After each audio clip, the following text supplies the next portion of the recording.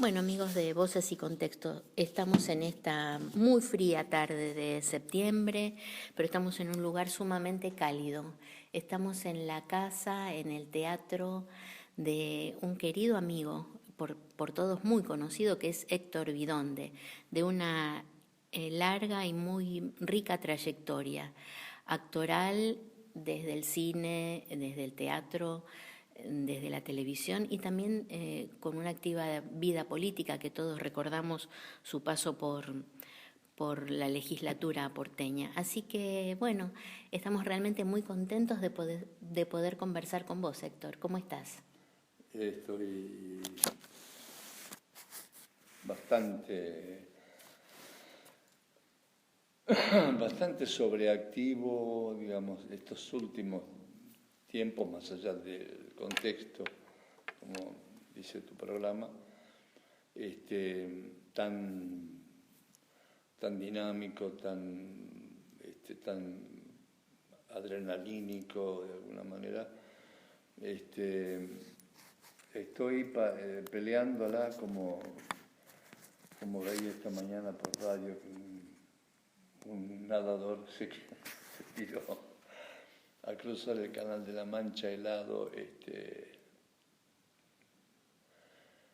y se veían los bloques de hielo que se desprendían, y uno decía, no puede ser que este hombre haya preparado su cuerpo, su espíritu para cruzar el Canal de la Mancha a nado, con temperaturas bajo cero de esa magnitud. Entonces, yo diría como una vivencia muy extrema dentro de una vida personal y familiar y mental, lo más equilibrada posible, echando mano a todas las experiencias de las que vos hablabas y otras más que uno puede haber ido sembrando con el tiempo.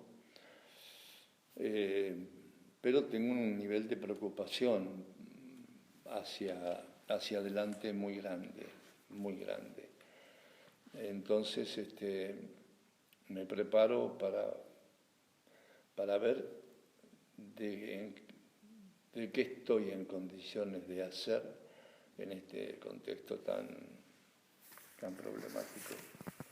Me refiero a la fuente de trabajo, al teatro. Me refiero al tema de las clases que vos decías también, de esta moda, de alguna manera, de esta tendencia de las escuelas personales, como se le dice ahora, de actuación. Pero vos no te formaste también con grandes maestros. Yo creo que con los dos más grandes. Más, 3. Aleso, Fernández y Gandolfo. Bueno. Pero lo que me refiero es a qué doy yo con mis clases, qué genero yo con mis clases, dónde me coloco frente a las clases y cómo equilibro el universo de las clases, que tiene un rumbo, que tiene un programa, que tiene un plan bastante, yo diría, bastante racional de alguna manera y bastante completo y amplio por lo menos. En este momento tan particular, si te tengo que ser más concreto, te diría, yo hoy, si tuviera tal vez más energía, y tal vez si hubiera una maduración mayor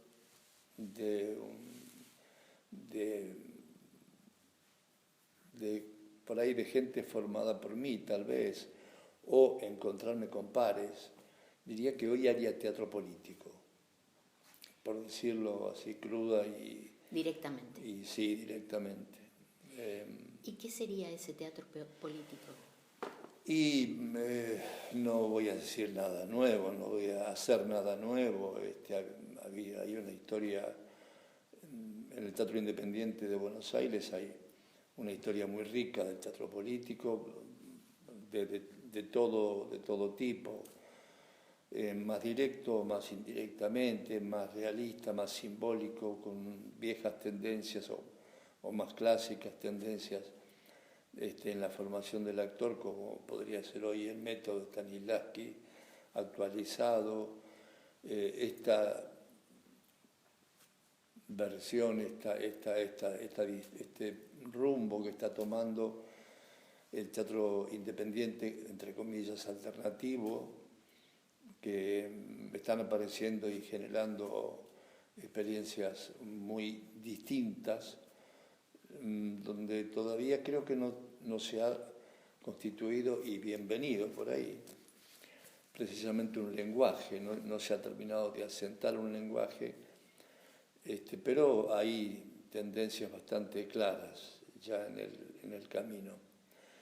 Y por momentos uno dice, y bueno, es mejor que no se constituya un cuerpo de doctrina o un método como fue el de precisamente el de Stanislavski, cuando, combatiendo un viejo teatro realmente muy caduco, que venía de lo que fue su historia bajo el zarismo, etc., se dedicó a estudiar al actor y al teatro, propiamente dicho, como manifestación de vida, como una obra que acompañaba sus ideas.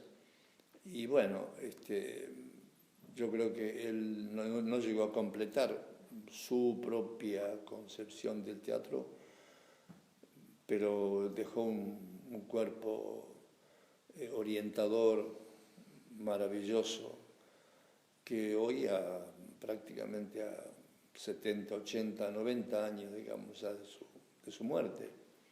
Sigue vigente.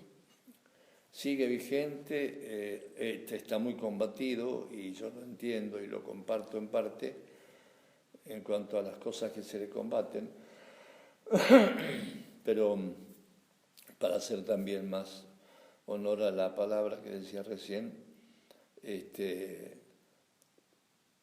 y metiéndonos con un tema que no pretendo que se desarrolle de una manera demasiado extensa, pero bueno, con el marxismo en la política se dice lo mismo. Marx y Engels y Trotsky, bueno, sí, pero quedó porque se traicionó, no porque se debió, no porque...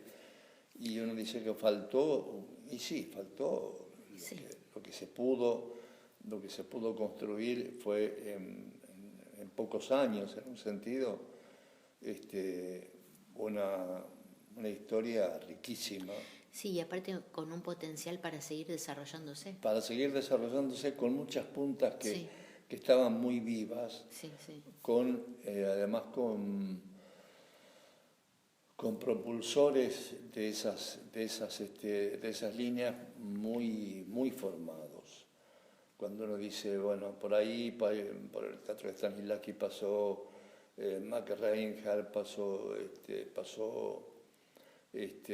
Meyerhold, pasó Vastangov, que desgraciadamente murió muy joven. Se habían creado tendencias del teatro. Gordon Craig pasó por el Teatro de Arte de Moscú. Se había creado una cantidad de paisaje, de diversidad de colores y de teorías que capitalizaban, que se entendían de una manera muy rica el fenómeno teatral.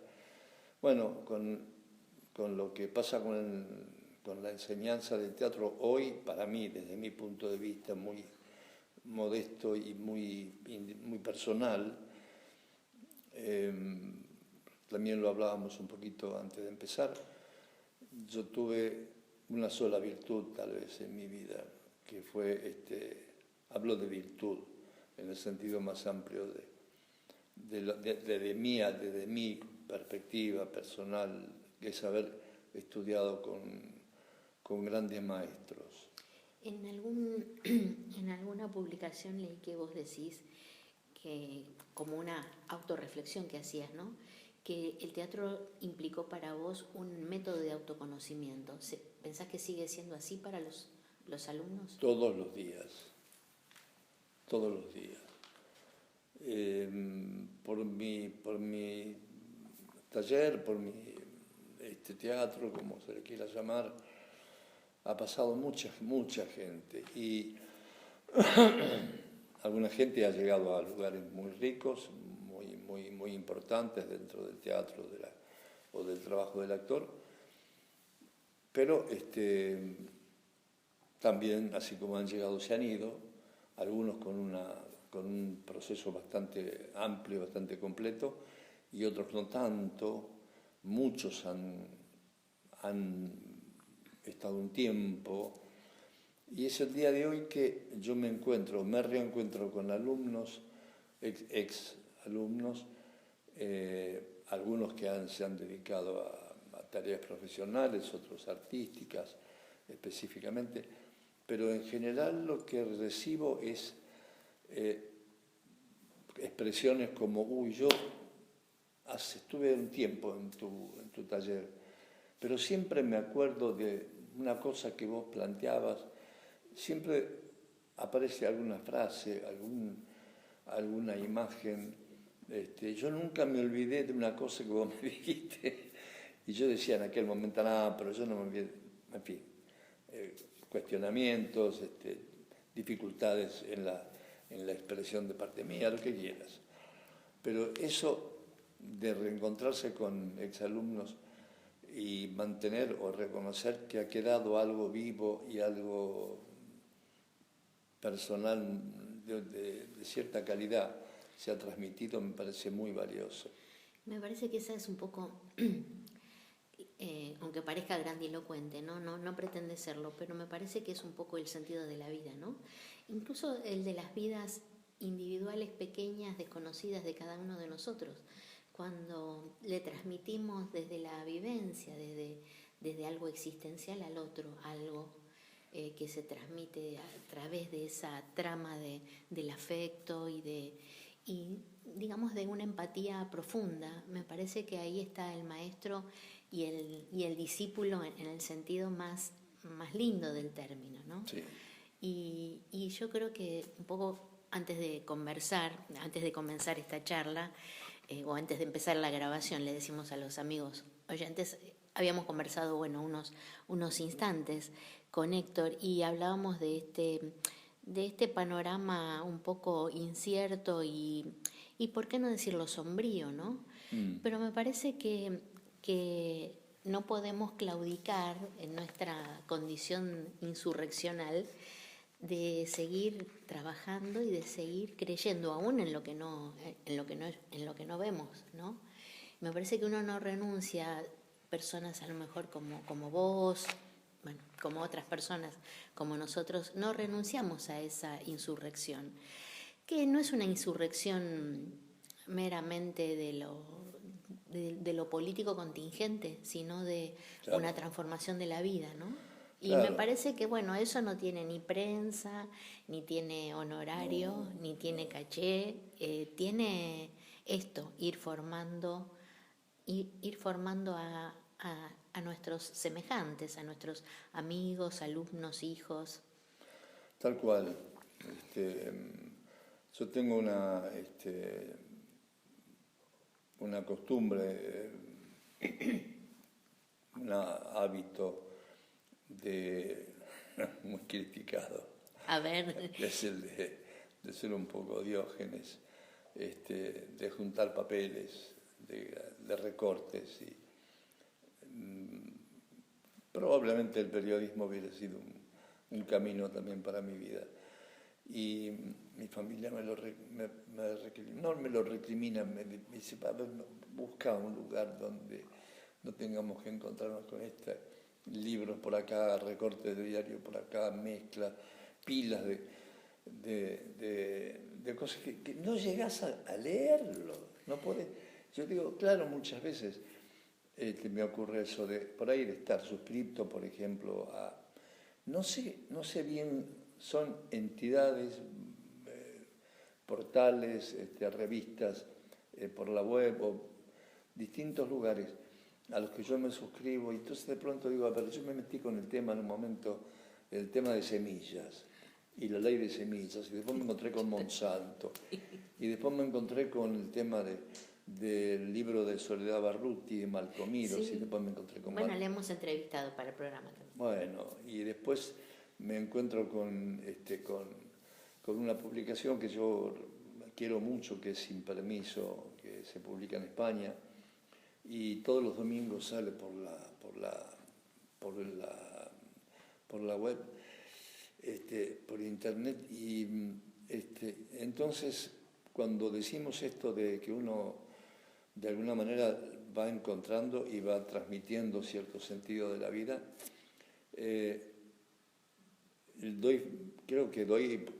no digo doy fe, pero avalo esta tendencia que por ahí han anunciado no una gente, son varios, son muchos, desde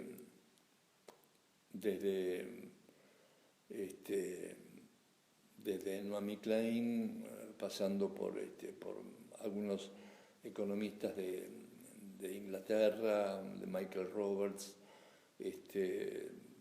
ni hablar de Chomsky, tipos que por ahí han dicho, bueno, para ser concreto, llega el momento de la Gran Depresión, de la larga depresión, viene un momento de larga depresión, y yo me resisto, me peleo bien con esas afirmaciones, y trato siempre de ver si puedo encontrar algo más que la información y sus fundamentos, y no solamente en ese individuo, sino que hago un ejercicio parecido a lo que recomienda Jean Guiton en un libro que se llama Aprender a vivir y a pensar, donde él cuenta que Platón y Aristóteles tenían un método, dentro de su visión del mundo y de sus escritos, que era encontrar oponentes, sino crearlo. En el caso de Aristóteles, crearse un oponente, conocer hasta el extremo posible sus fundamentos, los del oponente, y cotejarlo con los propios, ponerse a prueba con los fundamentos que él de alguna manera tramaba junto con los del oponente. Y eso le pasó a Platón y le pasó a Santo Tomás, y yo digo, claro, es eso, estamos frente a una, digamos, cuando dice, ¿qué es la crisis del sistema? ¿Por qué uno habla ahora, cuando vos decís muy bien, estado insurreccional o estado de insurrección? Y porque uno, los mismos mentores del capitalismo, que eran fervorosos defensores del capitalismo, plantean realmente de que inobjetablemente hay una desaceleración de la economía mundial. Y eso, cuando uno habla con tanta solvencia, con tanto conocimiento como esta gente, y lo ponen en números, y estamos hablando de gente que defiende el sistema, no gente que está en contra, y lo demuestra con números y con proyecciones y con estadísticas y con consultas muy ricas, etc. Y decimos, diría yo, somos ahora 7.200 millones de personas que tienen que levantarse a la mañana todos los días y comer. Y el sistema, el capitalismo, se ha abocado, según los dichos de la amiga Barruti, en el 1994, bajo la égida de los, no sé si de Goldman Sachs o de alguna otra entidad un poco más misteriosa y más tenebrosa, que bueno, que realmente eso es cierto, que es verdad que no hay salida para el capitalismo. Claro, lo que pasa, me parece, ¿no? A lo mejor coincidís, que lo que se ha trastocado es la noción, digamos, el paradigma de la modernidad, que era el progreso indefinido. Y probablemente el capitalismo incita la semilla de su autodestrucción. Exacto. Porque es la acumulación desmedida a expensas de...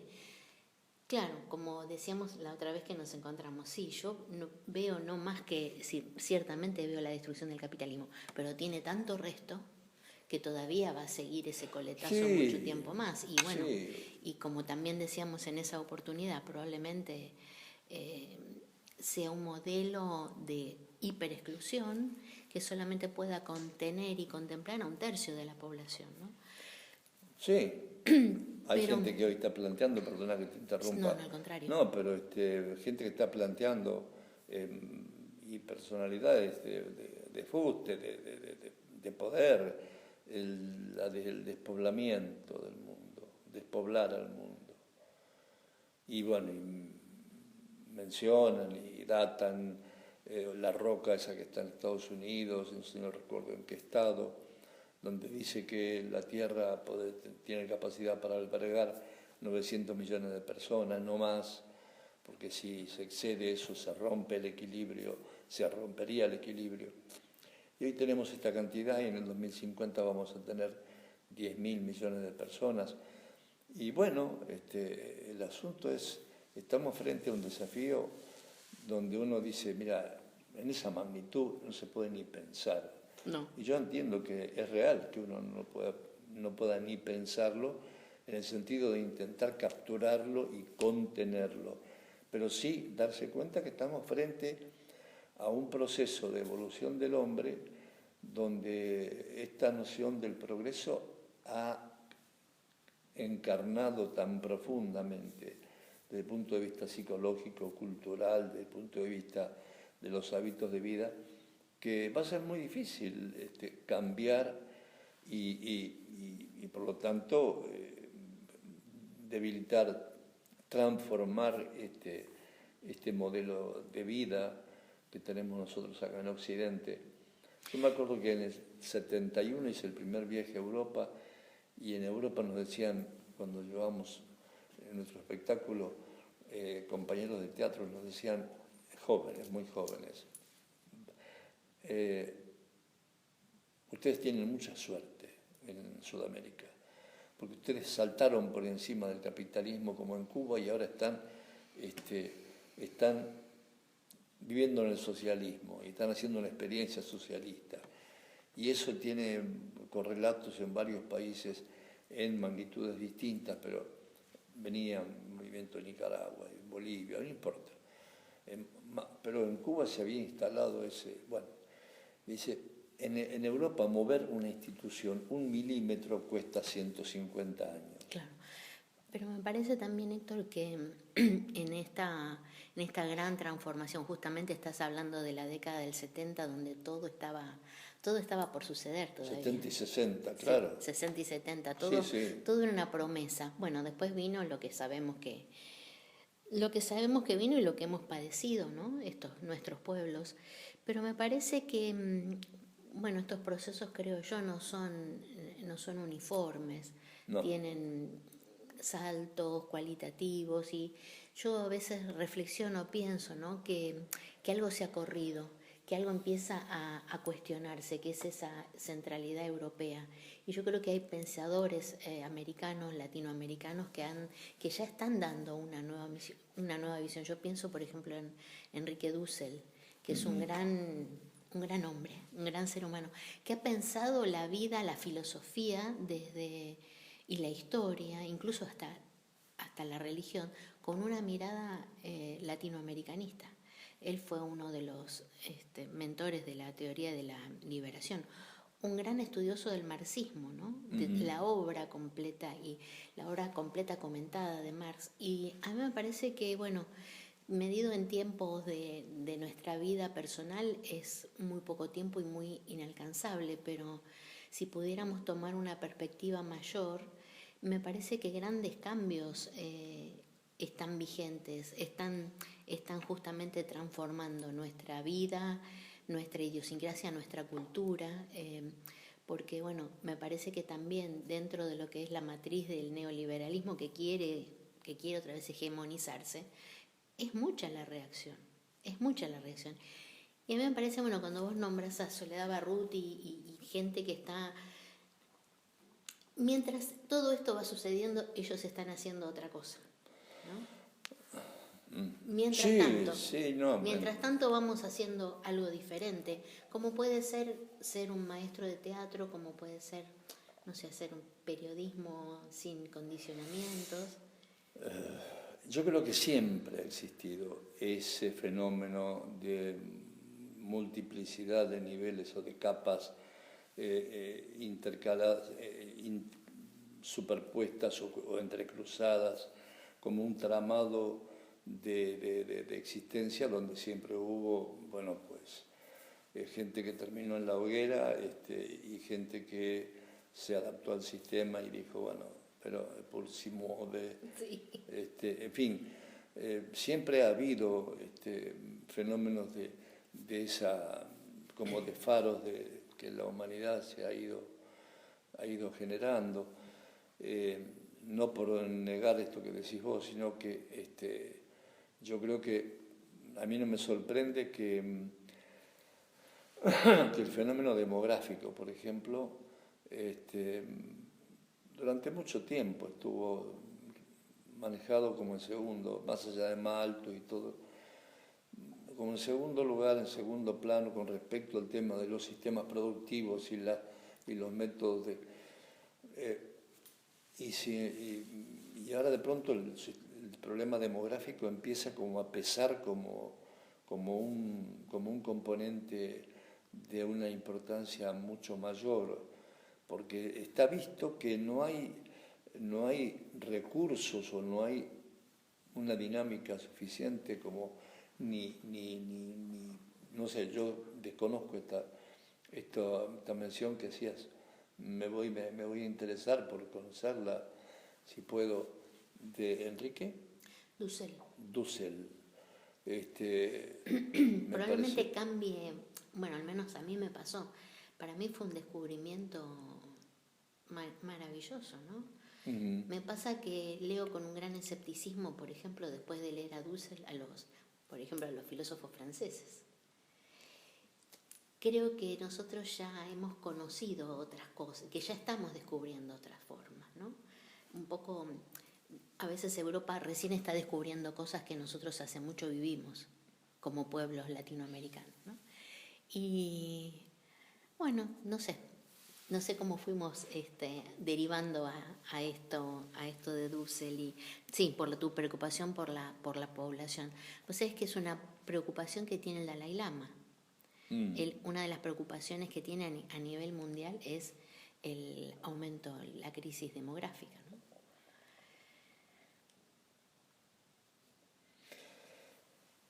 Sí, es un componente, te digo. Estaba tratando de recordar el nombre de una mujer, no sé si me va a salir ahora, que tiene un libro de expulsiones. Y de pronto este fenómeno de los migrantes, cuando acá empezaron a aparecer esta relación entre Europa y América, donde y también sectores del mundo árabe, etcétera, donde empezaban a expulsar por las guerras y salían gente buscando un destino desde cero, gente grande, adultos, y que no tenían dificultades en morir, desgraciadamente, en el mar, ahogándose por exceso también de demográfico para una balsa. Pero ella decía, si fuera eso, o sea, nada más el fenómeno. Pero ahí ya hace tiempo, 60 millones había de migrantes en ese momento, Sí. hace ya una buena cantidad de años.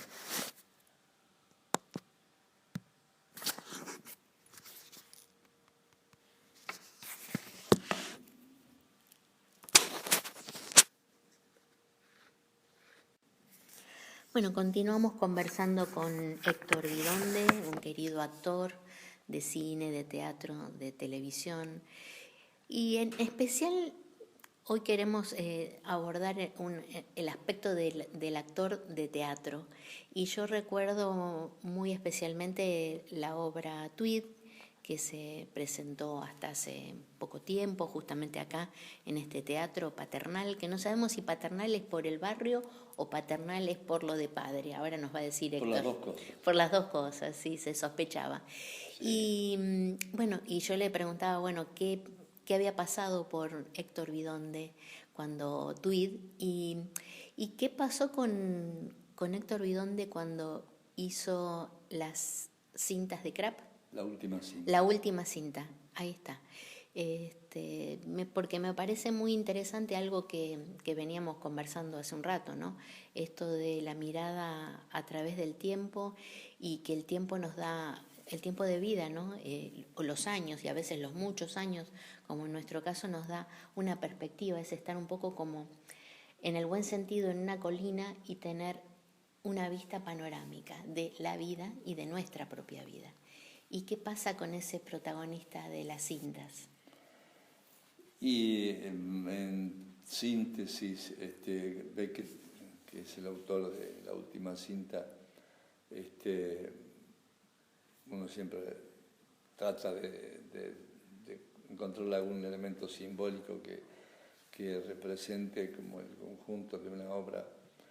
Y a mí me quedó muy grabado una frase de él que dice que el hombre no es absurdo, el hombre es ridículo. Es simplemente ridículo. Y yo creo que lo que le pasa al protagonista de la última cinta es, bueno, el fenómeno, para los que no han visto la obra, es en concreto un señor mayor que ha tenido una disciplina, una organización de su vida donde él todos los años, para una fecha, ha grabado sus experiencias de vida y las va guardando. Y ahora, cuando la obra comienza, se aboca a ver qué pasaba cuando él tenía 30 años. Y está hablando desde los casi 70. Y habla obviamente de los temas más vulgares en un sentido, la vida, la muerte, el amor, la naturaleza, y se da cuenta que realmente estando frente a ese hombre, él considera que es un estúpido, directamente digamos, reniega de esa manera de haber vivido esos 30 años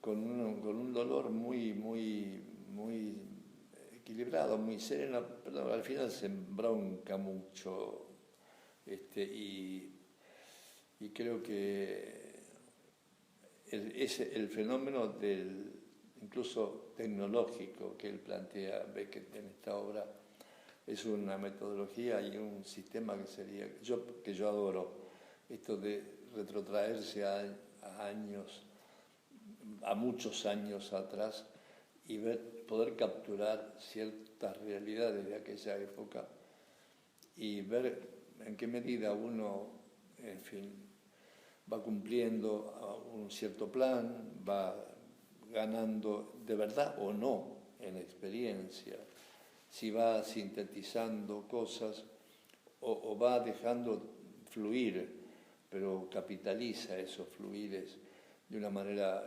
digamos, llamémosle inteligente. Y No, pareciera que no, dentro de su escepticismo, le ve que, Claro. que, que todos sabemos, o los que hemos leído, ve que sabemos que es un hombre que tenía una visión realmente muy, muy pesimista, ¿por qué no?, del mundo, ¿no?, y del hombre, y del rumbo, como decía Camus. No recuerdo en qué libro decía, el hombre ha errado el camino. El hombre erró el camino. Y creo que estamos asistiendo, me parece, a algo de esto. Bueno, son ideas, son concepciones. Hay que ver de dónde venimos también, como para decir, a ver, ¿qué otras posibilidades hemos tenido? Y ahí apelo a esta visión discutible, si se quiere, opinable siempre, del marxismo, cuando decíamos, bueno, venimos del comunismo primitivo y pasamos después de un largo periodo, a un Estado esclavista y después a la creación del Estado y a la propiedad privada. Y eso constituyó instituciones de carácter esclavo, con un sistema, una metodología esclavista, luego con un sistema feudal. Estamos viviendo el capitalismo y pareciera que, no digo inexorablemente, pero que lo que avisora del ser humano es el socialismo. Bueno, qué sé yo, uno dice, yo me tiro el lance, Y sí. yo apuesto, Y sí. ¿por qué no? Y voy a hacer todo lo posible por ver si dentro de cierto camino de vida, uno tratando de mantener, qué sé yo, ciertos valores, esa experiencia de los años, puede mantener un rumbo, puede mantener una cierta armonía, y armonía lo digo en términos de, no recuerdo quién, que lo decía, que armonía es equilibrio entre tensiones. Claro. Entonces uno vive en permanente tensión y en el teatro se ha marcado a fuego esto de que los personajes de teatro, para estar vivos,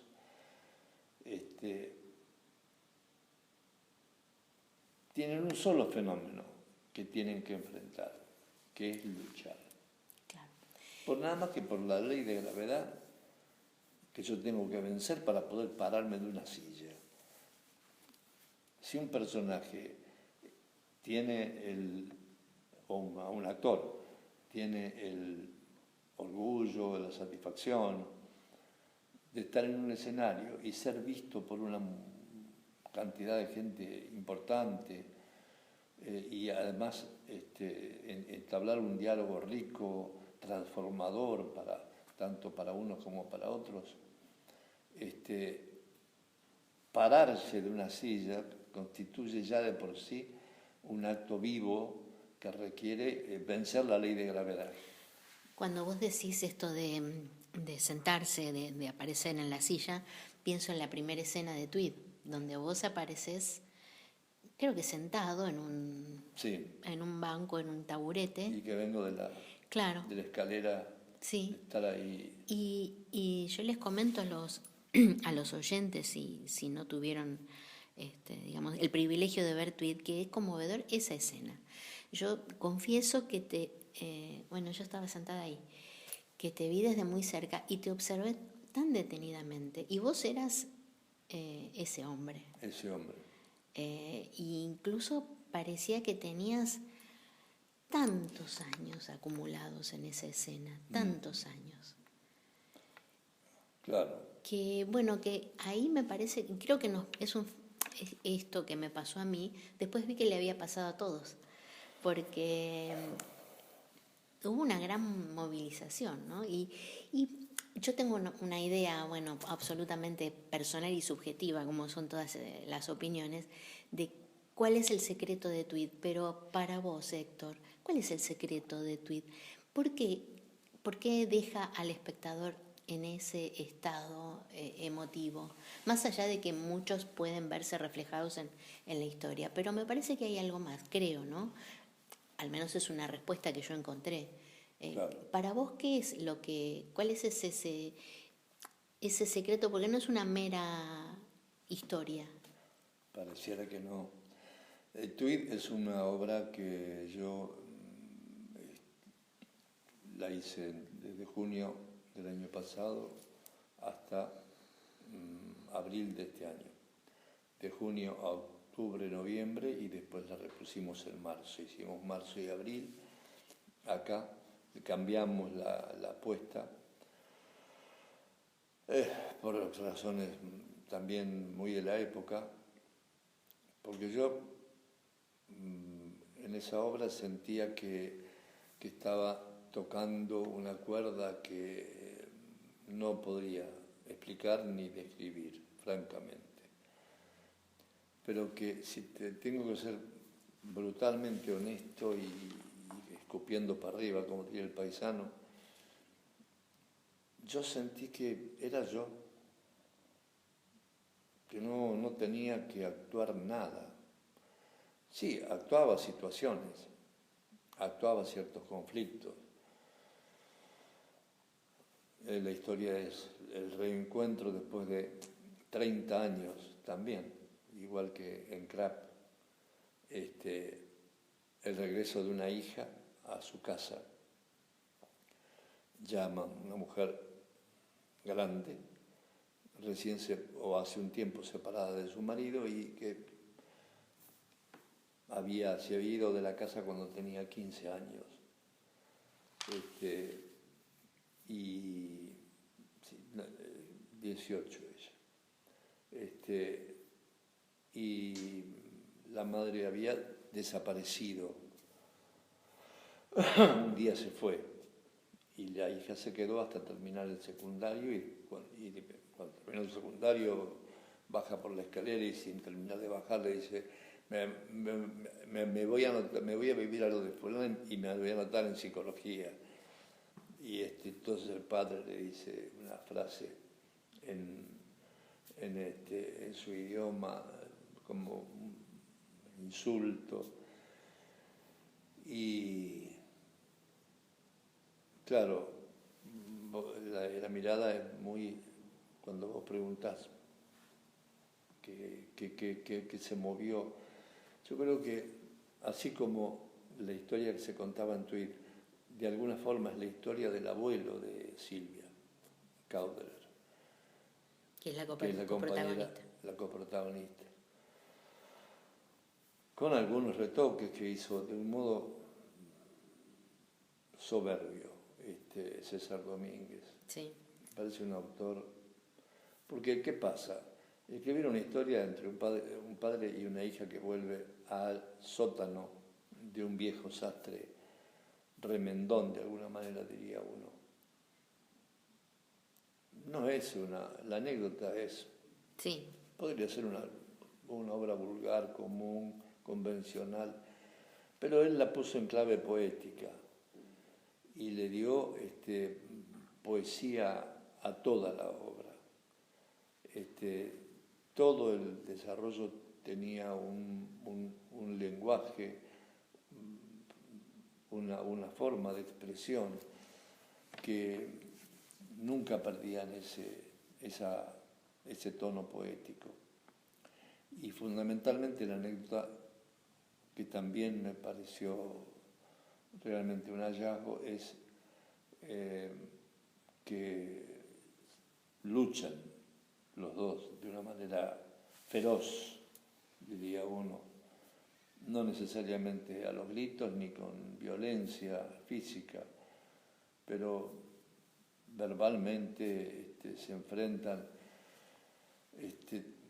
durante un lapso de tiempo relativamente breve, porque viene una noche y bueno, discuten y aparece la vida y aparecen las preguntas y aparecen traer el pasado al presente, averiguar ella qué fue de su madre, porque la madre se fue, desapareció un día y ella ignora cuál fue el destino de su madre. Entonces, el padre retasea, niega, se resiste, pero cuando la hija entra en el tema y aguijonea con preguntas muy, muy incisivas, no tiene más remedio que aflojar y contarle concretamente que él la acompañó y ella se fue de la casa porque había contraído una enfermedad. Y esa enfermedad era deformante y eso hizo que ella no resistiera, sin ser una mujer, porque no se alude demasiado a sus ideas o a su estética, etc., pero no resistía a la idea de perderse en una enfermedad deformante físicamente y que le iba a traer inevitablemente un final muy grave. Entonces el padre, pasado un tiempo, recibe una carta y donde ella le dice que se fue porque estaba enferma. El padre también, cuando se fue, ignoró el motivo por el cual se iba su mujer, muy joven. Claro. Entonces, le va transmitiendo todo esto a su hija y su hija le plantea cuestionamientos muy profundos, muy sencillos, muy simples en un sentido de que él tenía que haber cuidado, haberse ocupado de su profesión, de su mujer, de su hija, de otra manera. Y en síntesis lo que cuenta la anécdota, digamos, de la obra es que el padre entra en un estado de conmoción porque la hija batalla con una resistencia feroz al tema afectivo de su padre y al final afloja. Entonces eso hace que se quiebre en un grado de conmoción, digamos, espiritual, vital, que atraviesa el tiempo, que atraviesa las experiencias judías, ¿por qué no? Y el atavismo, desde una visión hasta atávica y mítica casi. Yo decía, algo de esto pasa, y está tocando una cuerda muy, muy terrible, muy sensible de este hombre. En concreto, la hija ve que hay un momento que dice, no, esto no da más. Sí, y a mí... Y le pide perdón el padre en medio de un estado emocional muy fuerte y llorando de una manera que yo me sorprendía. Las 35 funciones que hice, porque se ve que la arquitectura del lenguaje, de la obra y de la construcción de ese conflicto que iba creciendo me iba produciendo un estado de sensibilización muy grande que me llevaba a llorar de una manera desconsolada y profunda y verdadera, donde yo creo que sin darme cuenta después, tiempo después, hablando con un alumno un día, me decía, ¿cómo podías hacer para que nunca? Yo te vi, dice, no sé, 12 veces, 14 veces hacer tweet, dice, ¿cómo podías hacer ese llanto tan intenso, tan condensado, tan simbólicamente representativo? Y yo le decía, mira, no sé, digo, se ve que están en juego estos 50, 60 años de teatro que uno trabajó, aprendió un método, alguna técnica y un estado de contacto con uno mismo que obviamente que... A mí de la obra, entre otras cosas, me gustó mucho y me impresionó ver cómo se va desplegando el personaje. Sí. Porque cuando ante esa aparente dureza, inflexibilidad, él había guardado una caja. Varias, 4 cajas. Sí, sí. Entonces había otra cosa. Una con cartas, sí. Claro. Entonces ahí es como que dentro de ese personaje empieza a surgir el otro personaje. Y la hija, yo la veía, ¿no? Como, bueno, incluso con un discurso que tiene bastante que ver con el discurso psicológico y poco conectada con esa afectividad que está más allá de las teorías, ¿no? Uh-huh.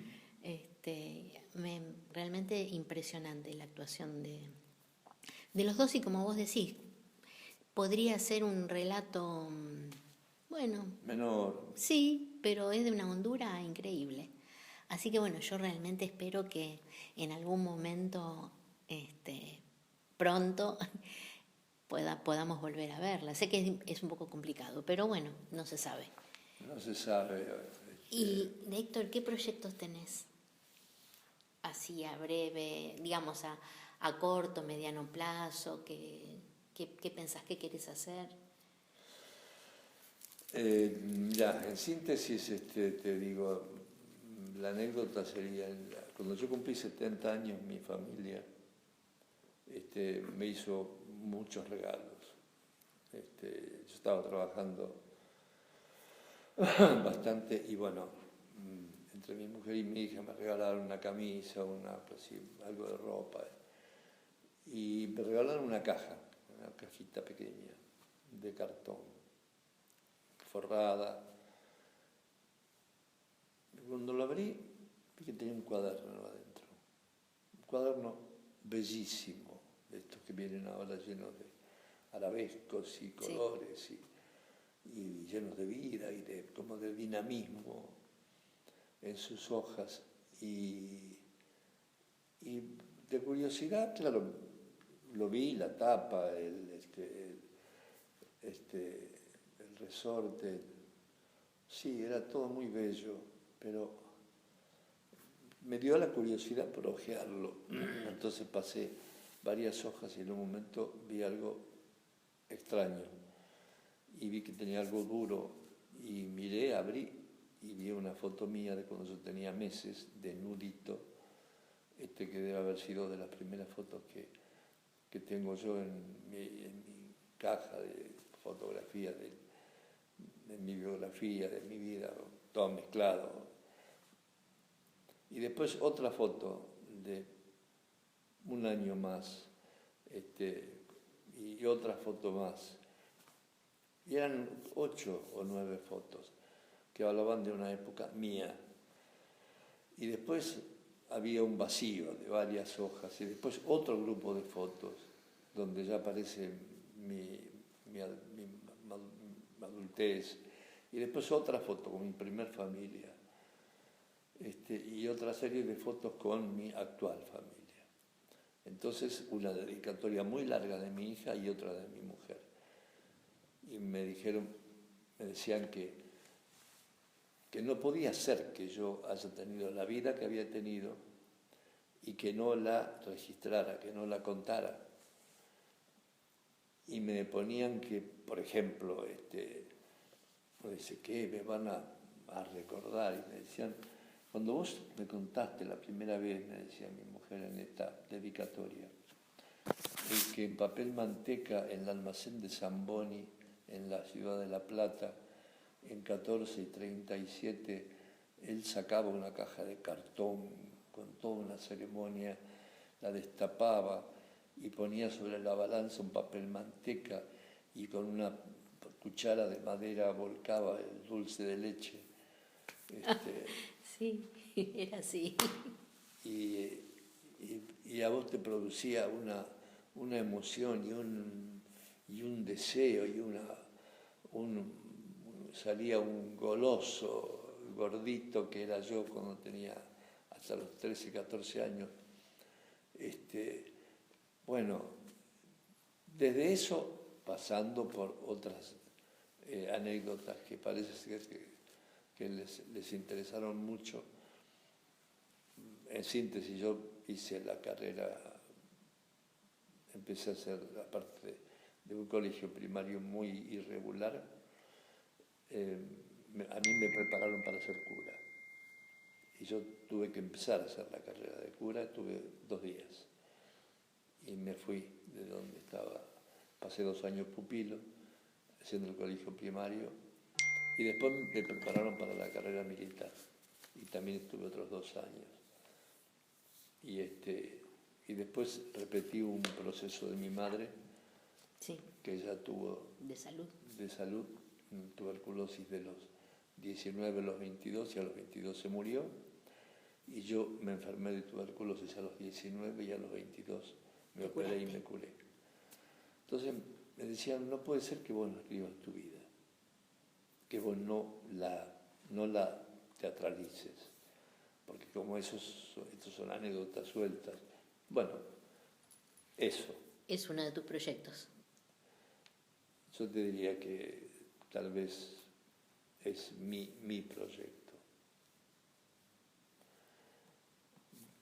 Jugando, me gustaría que aparezca, como me aparece así como lo cuento de un modo cotidiano. Yo nunca le di entidad a que mi historia personal tenga la...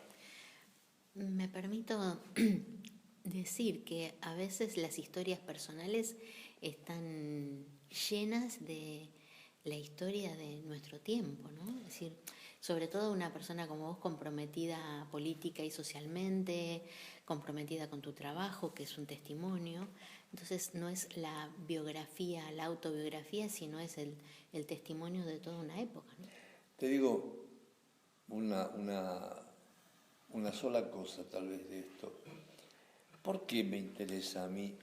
¿Por qué me empezó a interesar meterme con ese tema? Y en pocas palabras te diría que porque yo siempre tengo claro que yo nací para ser punto, no banca. Que cuando yo leo la vida de mucha gente, incluso novelada, teatralizada, etc., en general aparece,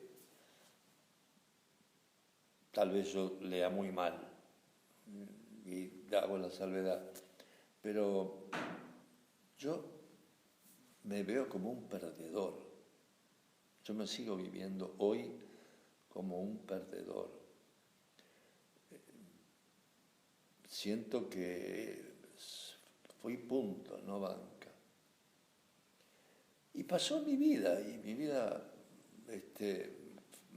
yo al darme cuenta de que me aparecían esas nociones de mí mismo, trataba de combatirlas, de pelear contra ellas y cuidarme de no creerme que había pasado al bando de los que bancan.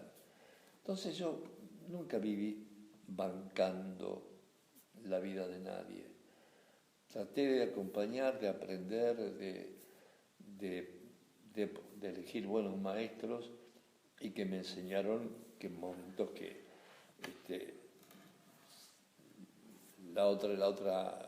el otro símbolo que por ahí yo repito muy seguido es que cómo habrá sido mi vida, que yo me considero un ex borracho a los 17 años. Y que en general llegué a las cosas, la mayoría de las veces antes. Claro. Y otra cantidad de veces no tarde, nunca llegaba, no siento haber llegado tarde, pero sí grande a experiencias de la vida. Y de pronto me daba cuenta que tenía X cantidad de años y decía, pero no puede ser que yo ahora descubra, después de 12 años de estar estudiando teatro, este concepto y que se me revele la contextura, la textura de ese concepto ahora, habiendo hecho ya una carrera y ya habiendo empezado a enseñar, en fin, montones de cosas que yo digo, si yo escribiría cosas muy duras de mí, muy duras, muy malas, errores, porque no hay grandes deudas, errores, algunos errores grandes. Y creo que esos son los riesgos de vivir intensamente, ¿no? Algo de eso, sí. Sí. Porque de eso no tengo duda. Sí, porque sentía que, curiosamente y paradojalmente, sentía que si bien yo había nacido para perder, llegó un momento que mi lucha fue con mi viejo, por supuesto, como creo que se puede traslucir en mis palabras. Yo sentía que el mundo me debía algo, que la vida, que el mundo me debía cosas. Así que yo tuve momentos de una soberbia, estúpida, pero de una soberbia, que cuando me bajaban del caballo me pegaba cada porrazo, porque, claro, me encontraba con gente inflexible, o con gente suficientemente sensible y verdadera, que tiene que ver con los maestros. Yo por eso agradezco tanto a los maestros. Bueno, Héctor, estamos llegando al final de la charla y te quiero agradecer muchísimo y muy desde el corazón tu tiempo ahora y todo ese tiempo de experiencia.